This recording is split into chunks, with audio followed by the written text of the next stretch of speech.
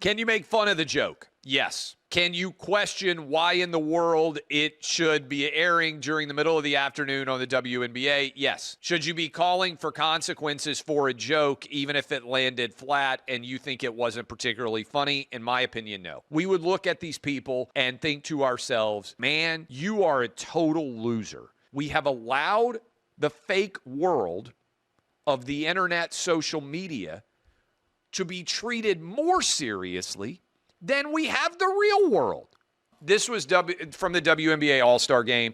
Basically, the joke is that the All-Star Game, much like the WNBA game itself, much like a trip, I think the joke is just like a girl's trip to Cancun, there is no D in the WNBA All-Star Game. I give credit to ESPN for bringing Shane Gillis out. We talked about why I thought Shane Gillis's espys monologue was a big middle finger to the woke contingent of ESPN. Elle Duncan is the moment of silence person in 2022 against the Florida so-called Don't Say Gay bill. She is one of the far left-wing people at ESPN. And people got mad when she made the joke, the no D in like a Cancun girls trip. So my take on this is we shouldn't try to cancel anyone for jokes, even if I think those people are morons. Here is the video of that joke, at least a still, so you can hear it for yourself if you missed it. Let's play it. Season long, though. All right. Yeah. Well, again, we hope it gets a little bit more competitive because, like a girls' trip to Cancun, right now there's no D. It's a 22-point game for Team Collier. That's a walk-off. Sabrina Ionescu, there she is from the 4-point circle. Second half action from Gainbridge Fieldhouse. Tips after this. Al, you're in timeout. Okay. You're done. Can you make fun of the joke? Yes. Can you question why in the world it should be airing during the middle of the afternoon on the WNBA? Yes. Should you be calling for consequences for a joke, even if it landed flat and you think it wasn't particularly funny? In my opinion, no. I think we should all joke more. I think white, black, Asian, Hispanic people, everybody should joke more. I think men and women, everybody should joke more. I think gay and straight, everybody should joke more. If my position is, and it is, that sometimes comedy should make people uncomfortable because comedy allows us to get at truths that otherwise are unaddressable. And if I'm going to defend, as I did, Shane Gillis's right to get up on the stage at the ESPY and make a series of jokes that might have been offensive to a variety of people from a variety of different backgrounds, and if I am going to defend Dave Chappelle and countless other comics over the years, then to me, I'm going to defend Elle Duncan, even though her comedy bit there landed, I thought, flat. And let me also expound on this. I've written it in my books. I think it's in this book. I know it was in the previous book. One of the things that we got wrong about the social media era was treating social media as more significant than the real world. And I want to hammer this, and I've been hammering it for years, and I think I'm winning because I think it cuts through the noise, and a lot of you acknowledge it. I like to go to comedy clubs every now and then. Zany's right here in my hometown in Nashville. Been to it a lot over the years.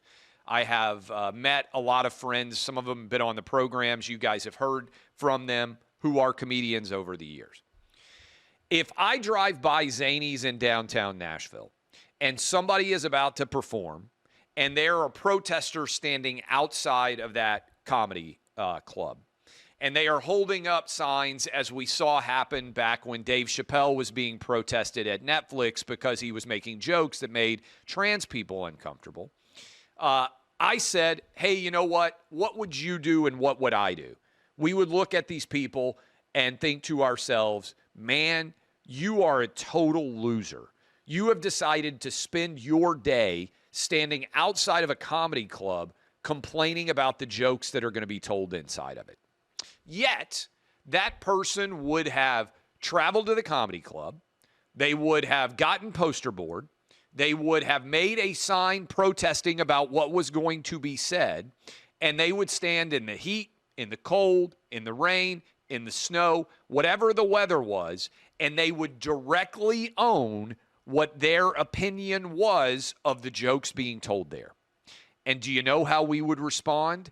Almost every single one of us would drive by and think to ourselves, man, what a loser that is. What kind of person protests jokes they don't like?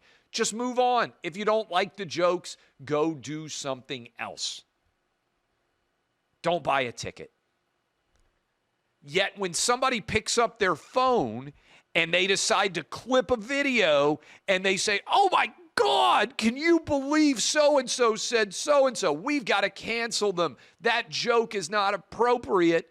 Everybody treats that person who might be anonymous, who certainly hasn't had to do anything other than pick up their phone and grab a video and slide it over and share it, as if somehow they're worthy of being treated more seriously than the person would who was protesting a joke in real life. I think this is so important. We have allowed the fake world of the internet, social media, to be treated more seriously than we have the real world. Every one of you out there, just about, if you saw somebody protesting at a comedy club, would ridicule them and you would move on. But if the same thing happens on social media, somehow, oh, we've got to take this seriously. We've got to be concerned about the feelings of somebody because of a joke, or we've got to decide what's appropriate line for humor and what's an inappropriate line for humor. My argument is, let's just all have more jokes. And if you don't like somebody making the jokes, just don't consume their content. Don't buy a ticket. Don't watch their shows. Find other things you like more. But the idea that I'm ever going to try to cancel somebody because of a joke, or I'm going to try to get somebody fired because of a joke, I don't think I've ever done it. I'm open to somebody pointing it out. Sometimes I'll say, hey, you're too dumb. Or, hey, I don't think this person is talented enough to actually be able to have the job that they do. But not because of a joke. Like, we should have more jokes. We should all laugh more. We should all take ourselves much less seriously than we do. And we should use humor in real life and how it makes us feel in terms of people trying to protest over what people do on their phones. I think one of the things that we're pushing back on now is that social media led the country in a variety of directions. Much of them were wrong. And I think if you look back in the 2015, I just wrote a book about it. So if you look back from 2015 to 2022, which I would argue was the beginning and the rise of peak woke sports culture, I don't think anything got better.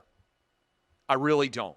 I would say this all started pretty much with either Michael Sam or Caitlyn Jenner, ESPN giving them the ESPY for courage and bravery, when it had nothing to do with actual on-field product. It was entirely a product of identity politics. I think it grew all the way to Elle Duncan in the middle of a game on ESPN having a moment of silence. And I think it continued all the way up to Leah Thomas winning a women's swimming championship as a man. And I think it led to Trump winning in 2024. And I think they had a realization that things were broken inside of ESPN when they missed the national anthem and the teams running on the field and the moment of silence for the terror victims at the Sugar Bowl the day after the terror attack in New Orleans. I think ESPN suddenly realized, holy crap, we've got a major culture issue in this company and we have to fix it. And I think that's what led to Shane Gillis's comedy. I think some of the bosses at ESPN, this is my theory, I don't know this to be true, but I think some of the bosses at ESPN said we have to fix this. But I don't think you cure a culture that is broken, and I think sports culture was broken for some time, by trying to say, oh my goodness, this person made a joke, even if I disagree with their politics and they should be fired. So there you go. I'm defending Elle Duncan. You're welcome to her for actually standing committed to principle of comedy over the political elements associated with it.